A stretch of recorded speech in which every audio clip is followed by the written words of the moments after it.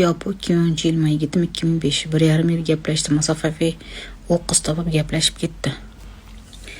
Miyani oldin chuq qilamiz. 2010 hozir 16 yoshda, 2005 значит 21 yoshda.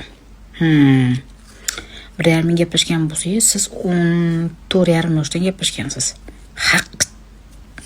Xullas, qizginam. Во-первых, hali gaplashga yoshsiz. Как ни крути, xafa bo'lsangiz ham qo'pol qilib aytaman, opa deganingiz uchun masalan. Во-вторых, u bola o'zi ahmoq ekan.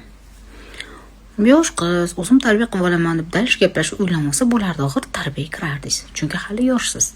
Nolikaga ana endi g'uncha qilib, masalan, maktabni tugating, o'qing, institutga kiring. Voy, institutda tiqilib yotibdi onalaring, tiqilib yotibdi har xil rangidan bir.